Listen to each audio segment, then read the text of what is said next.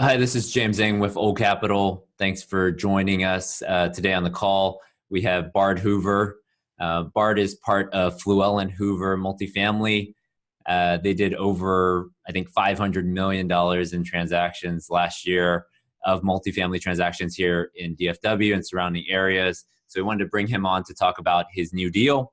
So here's a couple deals that we've recently closed with his group. Ranging anywhere from 100 units, 116 units, the deal down in West Dallas, Cedar Square, all the way up to 310 units, Rush Creek, which is in Bachman Lake.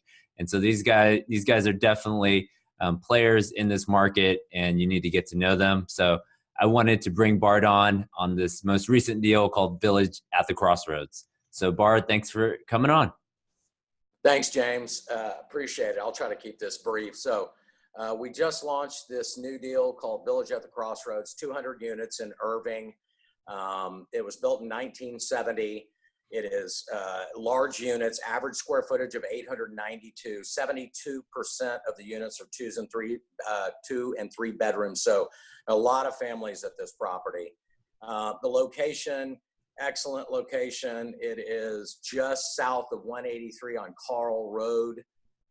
Which is in north of South Irving, basically. So you have access to 183 and to Loop 12 right there. And so now that the construction on 183 is pretty much done, it's just very easy to get around and quickly jump on the highways and go east, west, or north, south. So some of the amenities at this property real quick, and then I'll get into the upside.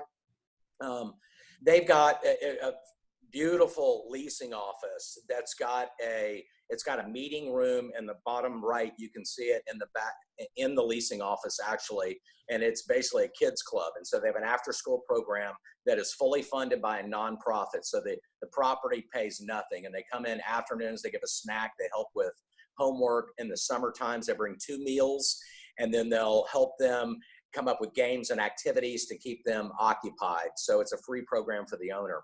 In addition to that, you've got the previous owner put in a soccer field that's fenced in that the staff says that the kids absolutely love. There'll be 20, 30 kids out there playing pickup soccer. They've got a great swimming pool that has a lot of room around it.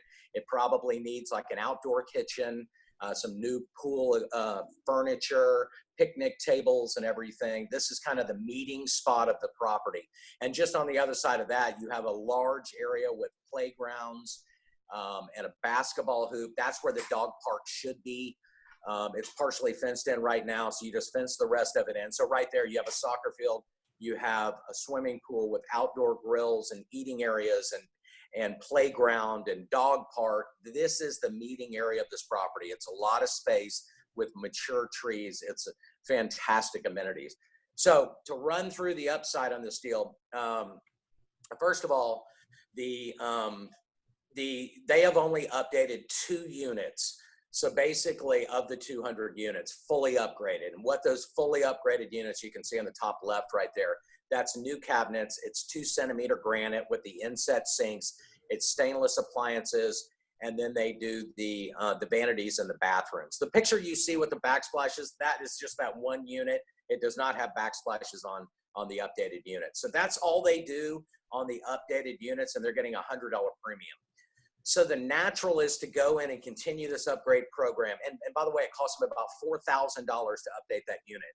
So the natural program would be to go in and continue to upgrade units and realize that $100 rent bump. In addition to that, they have not implemented a water conservation program. So as you can see on the chart right there, Save Water Company came out and estimated there'd be a $91,000 savings if you implemented a water conservation program. They bill back 75% of that. So 25% of that goes to the bottom line. And then the other 75%, in theory, now the tenants are paying less for water, so they have more expendable income, so you can get additional rent bumps there. They currently have 60 covered spaces that they're getting $40 premium on. And so that generates about $18,000 a year in additional revenue. There's 337 spaces, only 60 of them are covered. So you can either go and add additional covered or just do reserve parking at like $100 or like $20 a space. And so, you know, they felt like you could take maybe up to half of those up with this reserve parking for that additional revenue. We've identified 24 downstairs units that would be good candidates for backyards. And so this is kind of one of the newer amenities that people are going crazy over are these backyards. They cost about $1,000 to $1,250 to install, and you're seeing anywhere from a $50 to $75 premium. Again, 24 downstairs units have been identified that would be good candidates. The laundry room, the current contract expires in 2021. It's a massive laundry room that's air conditioned, and you can see it in the center bottom right there. It's air conditioned. It's got 16 washers, 16 dryers.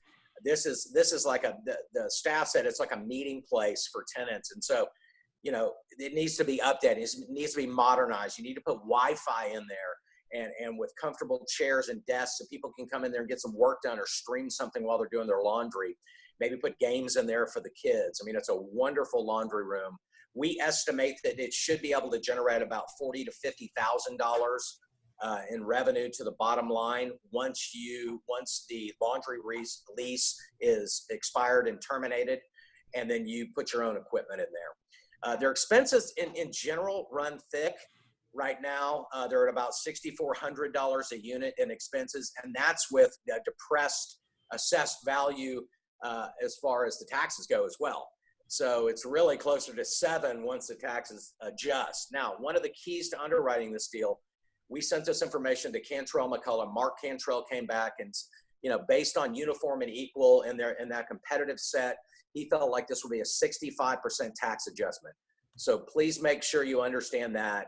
We've uploaded that to the War Room, so those documents are available for you to see. And feel free to reach out to Mark yourself to confirm that. But that's key. If you're underwriting this thing at 85 to 90%, you're not going to be competitive. So that comes straight from a tax consultant. And this is his property. So this is one of his clients.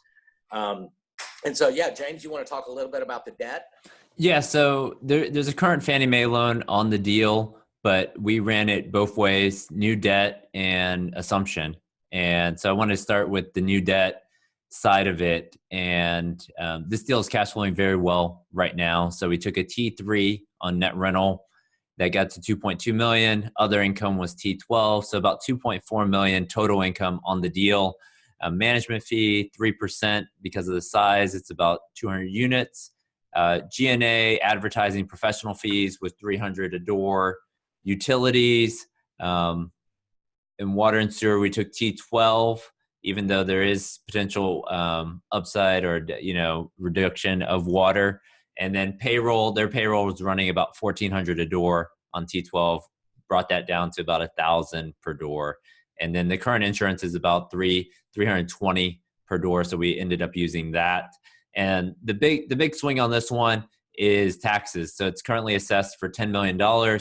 As Bard said, you know, it'll go for about 65% of the purchase price. So depending on how aggressive or conservative you want to be on that number, we were coming up with a new debt loan of anywhere from $15.6 million all the way up to $16.4 million in terms of loan proceeds.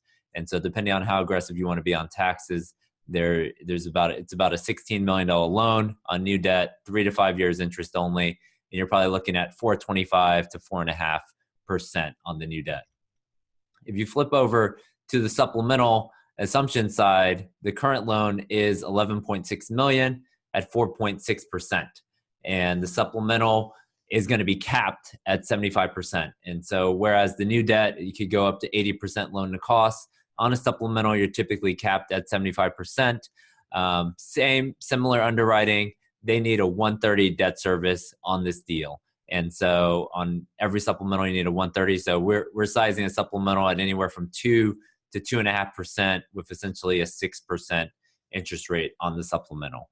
And so, you know, our recommendation on this deal is probably to take it new debt.